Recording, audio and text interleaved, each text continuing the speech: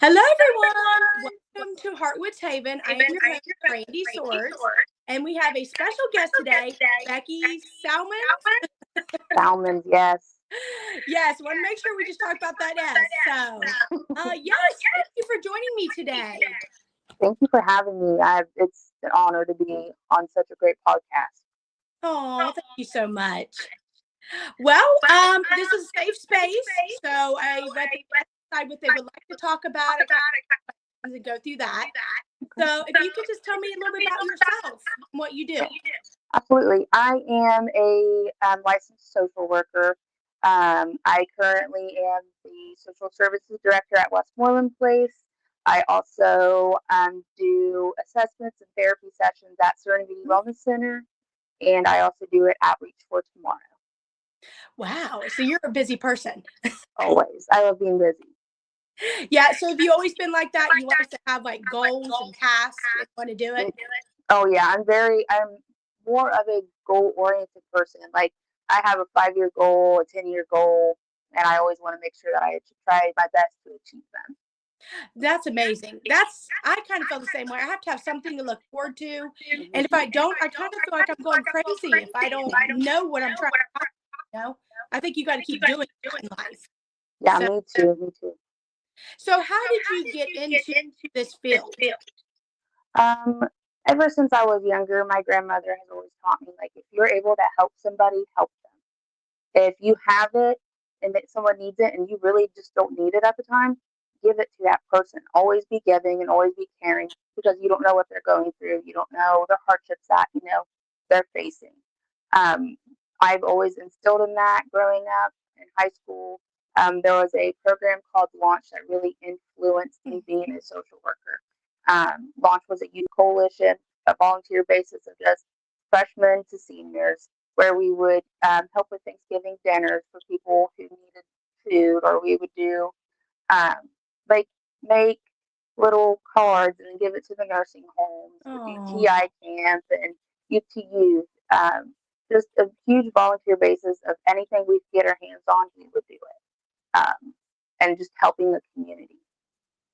And I think that's so important because, like we talked about the whole nursing home, I really think there's a lot of people that does not have a family that visits. And the experiences that I've seen and dealt with, man, it just takes one moment, smiling, talking, just taking that moment to speak to someone. That's all they want, Absolutely. And, I think it's amazing the work you've done. And now, what did you do before that? So before that, I was a hospice social worker. And that, I mean, how was that to deal with? Like, was it a hard thing, or did it help you have more compassion? It helped me have a lot more compassion. Being a hospice social worker is not easy. It's not for everybody. Hospice work is just not for everybody.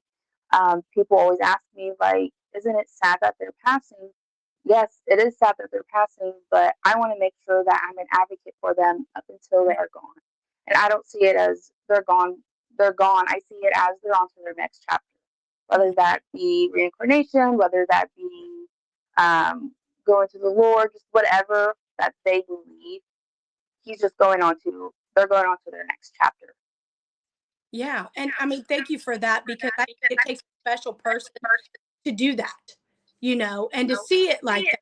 A lot of people, you're right, they're like, oh, they're going to be gone forever, but I like your approach on it, and you're helping them move to the next stage, just giving them comfort and just to hold someone's hand and be there. I think it's beautiful. Thank you. Yes, I still do hospice social work sometimes and sitting with the patients and stuff. It's a blessing to be able to be there for them and still advocate for them when they can't activate or advocate for themselves. So. Yes. And that's what we talk about, mental health all the time. And like with your episode, I put saying the word fine is a lie. Because I'm like, how many times have we said, oh, we're fine. And then underneath, we're not fine. Yeah. Have you experienced that before? Not really want to talk about it. I feel like it's like a mask we put on and we're like, we're just not going to talk about it. Oh, it absolutely is a mask. I mean, I still do that all the time. Or I say, yeah, I'm okay, or I'm good, when really, like, I'm struggling, and it's just something that a lot of people feel like they have to deal on their own instead of reaching out. Um, I'm lucky to have family, a boyfriend and his family, like you, Brandy, who check on me every now and again to make sure that I'm okay, even if I'm really not. So it's really a huge like appreciation for everybody that does that. And I feel the same way, because I feel like there's sometimes that even if someone doesn't want to talk about it, just kind of checking in is my big thing. Like, hey, just thinking of you and just moving on. I can't solve problems, I can't fix things, but I think just having that kindness and showing that you care is the big thing, Absolutely. you know. And now, have like growing up, have you ever like have had anxiety or depression, or is that something you had like when you got older, or like have you ever experienced all that kind of stuff? I experienced it from a pretty young age. A little bit of backstory about me. I was molested for about 8 years by a family member. And having that anxiety and having my heart race, not knowing what that was, um, that person would come around. And then slowly going into a deep depression with multiple suicide attempts, and just not having that safety person to talk to me, really was, honestly, it was sad.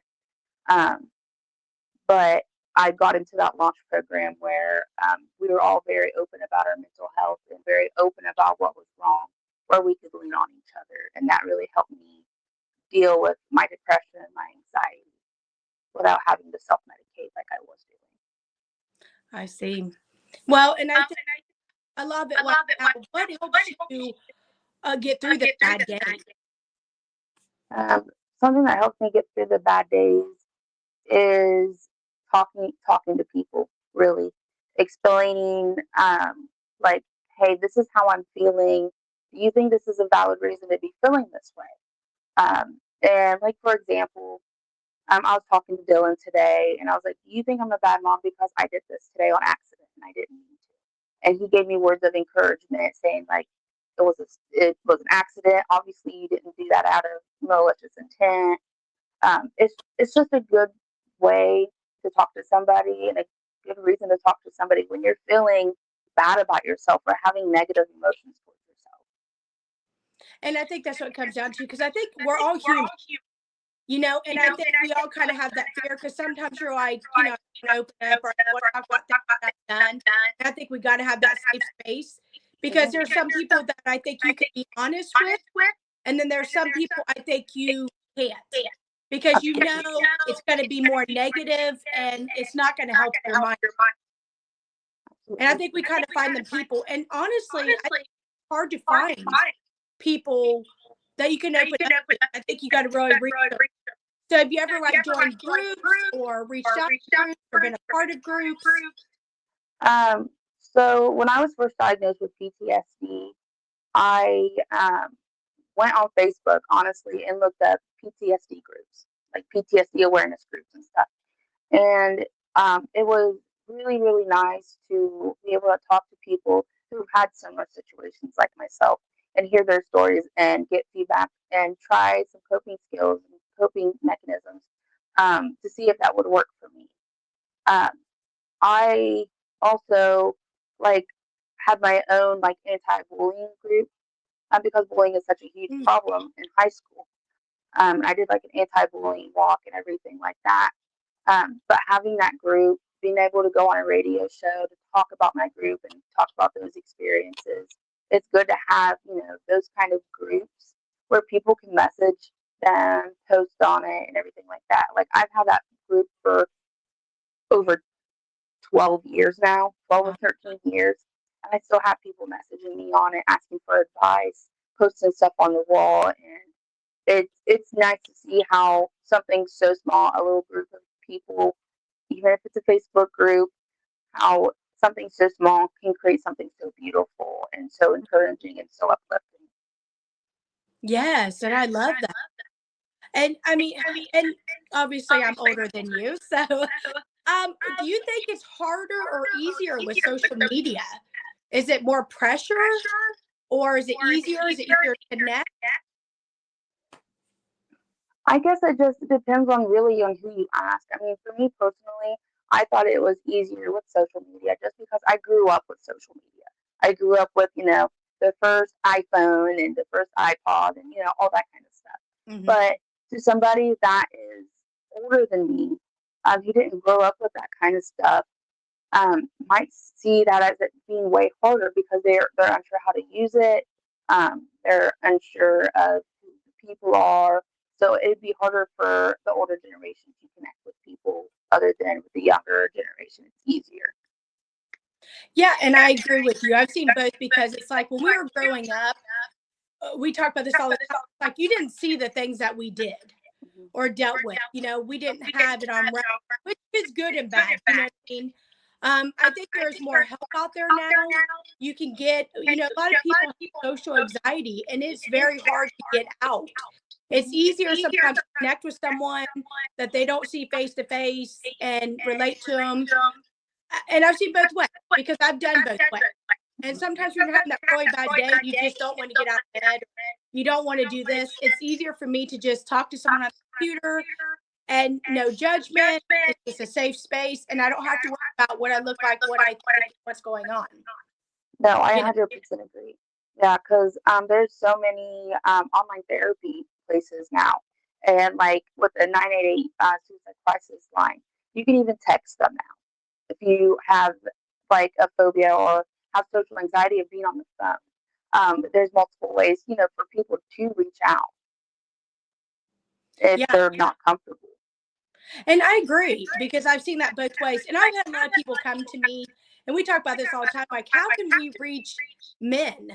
Because I still think this is such a big stigma. Everybody I talk to behind the scenes, these men are like, I just don't want to come forward because of the judgment. And Mhm. like I talked to Dylan about this, because you're a man, you're supposed to be the strong one and this and that. And it's horrible stigma to put on men that they cannot let their feelings out and cry and express them because they have so much pressure, you know. Mhm. Yeah, I'm a huge advocate for men's mental health. From seeing it firsthand with family members, I'm a huge mental health advocate for men, just because there is such a big stigma, and they're not allowed to express their emotions. They're not allowed to do these things. They have to man up and do manly things. And expressing emotions, crying or anything is not manly to them, I should Yeah. say. And I think that's a big one because I want to be a better example too, because we have three grandsons, and you just see the world changing. We do have more people coming out, but I still feel like we need to have more safe spaces where it's okay to be like that. It's okay to talk about it. That's fair. But growing up, like we just did not deal with that. Mhm. You just, everybody either let's just get over it. You were told, why do you feel that way? What's going on? Depression isn't real. Why are you like that? And there's days where like I think sometimes you don't know why. You could wake up and I'm like, I could watch a cartoon one day and be like, I'm just, Yeah. you know. And I think a lot of it with me is learning triggers. So is that something like you've experienced that certain triggers will put you in a different mood, mindset? Yes. Like this, like doing the podcast. I won't lie. Talking about my own mental health and some of the things that I've went through. It does trigger me. Um, but I know that even though these things trigger me, it's good to tell my story, and it's good to let people know that it's okay not to be okay. And it's okay to tell your story because someone might be going through the same thing and need those words of encouragement. Yeah. And I feel the same way because I kind of felt like it was on me, and I feel like I have to get out there. I got to kind of be the voice for people in the family and different people I know that are like, we can't do it. So I kind of want to do that for them.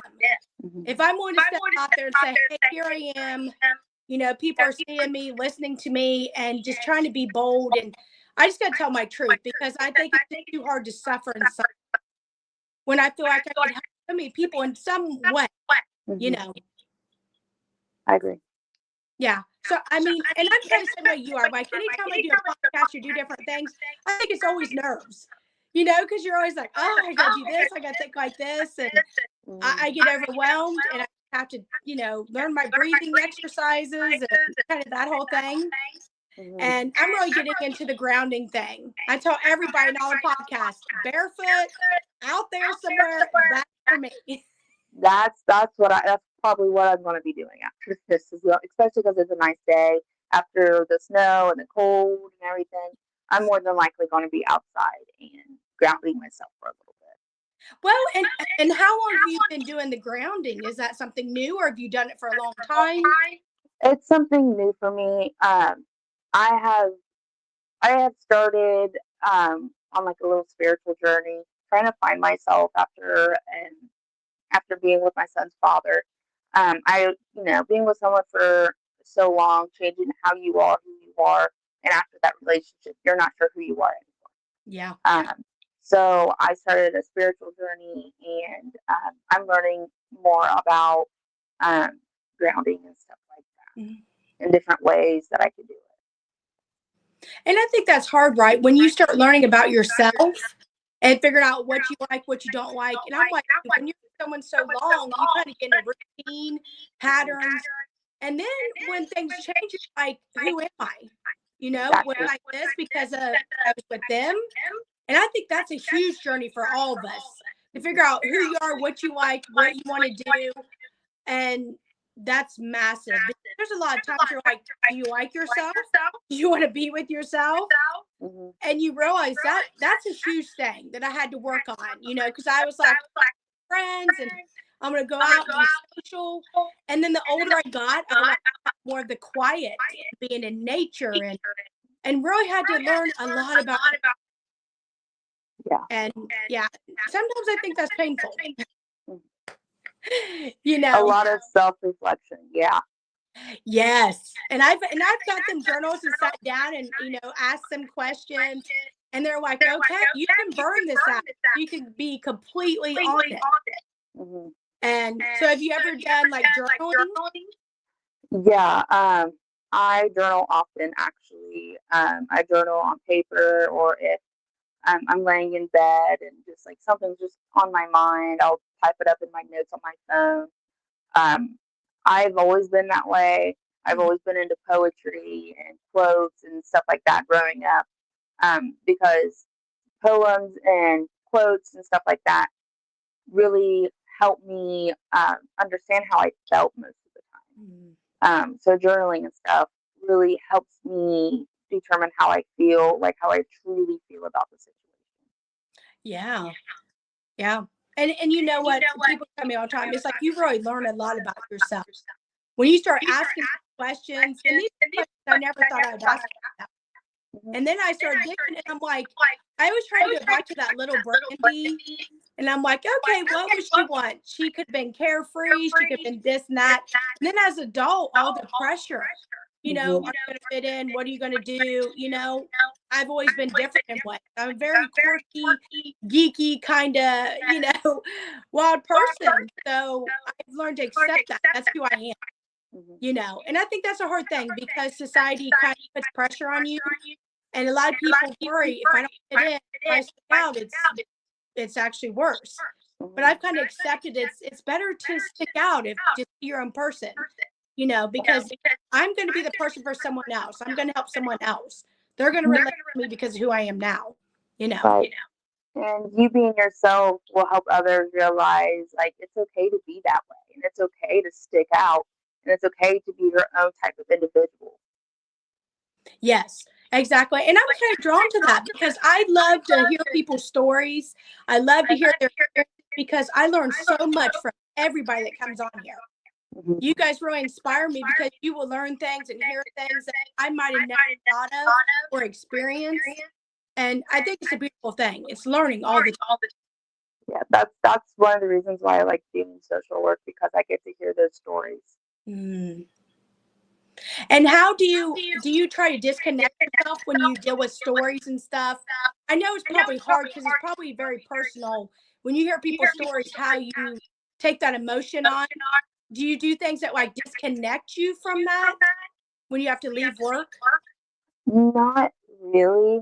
I sometimes I do take it home with me and I think about it, and it's not because like I'm sad for myself. I'm sad for them, that someone who is so strong and resilient and has done all these things has went through something so traumatic in their life that really just altered them, and it makes me really sad for them and that they have experienced that. I tried my best not to take things home, Hmm. but in this profession, it's so hard not to. Yes, and I agree. So, what's your future goals? What do you want in your 10-year plan that you set? So my 5-year plan is I graduate this December with my master's. Mm, It's going to take about 2 years to get my LISW, and then my 5-year plan is to have my own therapy business. nice. 10-year plan is to have one or two buildings. Um, I'm wanting to start Inchula Coffee and hope to expand more. And I'm wanting to also, within that 10-year span, start another youth coalition like Launch, Mm, because Launch was such a powerful thing in my life. I can't express this enough. Launch has really changed me as a person and wanting to help others. And it saddens me that my last year at Launch was the last year that they were open. oh, So I'm wanting to start a new Launch or something like that. That's been my goal for years now. wow, that's amazing. And I'm like you. I think we need more of it, and I'm glad that you're on that path. We need more people like you that's going to come out there and have that compassion. And I mean, I think you're amazing because at your age, the things that you are doing and you're passionate about, and you're wanting to stand up, and you're trying to make the world better. As a mom, I know you probably want to make this world better because of your child. You know, because Absolutely. That's he's that's why that's why I'm such a huge like men's advocate for mental health, because I don't want my son growing up thinking that it's not okay to express when he's sad or anything. Like now, me and his nana and his dad have taught him, like, when he's happy, he'll say happy, happy. yeah. I'm in the process of teaching him when he's sad. Like, he'll say he's sad, like I'm sad. Um, I'm wanting to show him that having emotions makes us a human, and it's okay to have those emotions. Yes, and that is so important. I agree with you because I feel like as a mom, I'm like, oh, when my son was younger, I'm like, oh, everything's okay. You don't need to see mom struggle. We're going to be fine. But I think we needed to show that side too, because I think as adults are like, well, life is really hard. Mom never struggled, but I did struggle. I never showed that side to everybody. They've only seen this side, the happy, lucky, but I never showed my other side. And I feel like now I need to be very honest, and I'm very honest with my son, and this is my struggle, this is what's on, because one day he's going to be a father, and I want him to be able to process feelings and help his kid process feelings. And you just really got to kind of break that cycle, you know Yeah, I you really. agree. My my son has probably seen me cry. I don't know how many times, probably a lot. And it can be over like little things. I'm just an emotional person. Like, Mm, doing this podcast makes me want to cry. But that's just because I'm just an emotional person. But when he sees me cry, he shows empathy. mm, So he sucks on a blanket, and if you're crying, he'll bring the blanket and try to put it in your mouth. Like, oh, he's showing, like, here, this is what comforts me. Here, have it comfort you. yeah, So showing my son empathy and showing him that his emotions matter, and that mom does struggle, dad does struggle. We're all struggling in life, whether it be financially, emotionally, mentally. And it's okay, to cry about it, and it's okay to express your emotions with whatever that you're feeling. yes, and I totally agree. I think we need more of that, and I think a lot of times, this I say all the time. when someone's angry or going through different things, sometimes they're just hurt. I always go back to myself. I'm like that little inner child that I'm hurting, but I might be doing things in anger that I shouldn't be doing, but I've got to get it out. And I've learned, like, if I need to go scream in the pillow, or I need to cry, or need to vent, I'm really trying to do that in a positive way. Because I think it is real.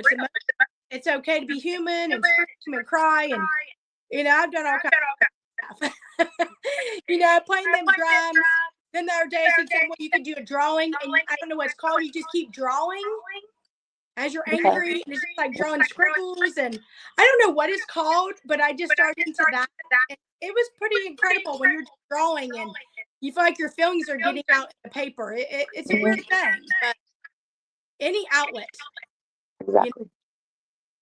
And I'm trying to do that with yoga too. I'm not very good at it, but I'm trying. Downward dog. I'm just doing the best I can. Right. Yes. So, last question. What advice or tips would you give someone that is struggling? My advice is don't give up. There are better days ahead. It may not be the next day or the day after that, but it does get better. And you may be going down a dark tunnel, but there's going to be light at the end. You just have to move forward and, seek help. And it's okay to get that help. It doesn't make you a bad person. It doesn't make you any less of a person. Seek help no matter what, because there's always going to be someone there for you, whether you think that or not. Yes, and thank you so much for that advice, because I totally agree. Just, reaching out, speaking out, speak to speak, we can empower each other. And I always tell everybody, always reach out. I can be a text, I can call, I can just anything. So that's a big one. Absolutely. Yes, so thank you so much for coming on the show. Yes, thank you for having me. Well, thank you. And I always like to do the dance off, like I tell you. I just feel like you always got to get the kind of emotions out. So I just play music, we dance off, and I say bye, and that's it. So you can do whatever you want. I tell the guests, you don't have to dance. You can whatever. So it's whatever you want to do. So let me find some music. Okay. I tried just to do fast pace. It's easier. Okay. You let me know if you can hear it. I can play it. Do you hear it on your end? I don't hear it either. I'm like, okay. Maybe. Well, might be the first one that says we're not going to dance because we're not going to do it. Okay. So not sure what's going on with the music. So thank you for coming on. And I guess it's wiggle it out. That's all we can do. Wiggle it out. Thank you so much. Go out and enjoy the day.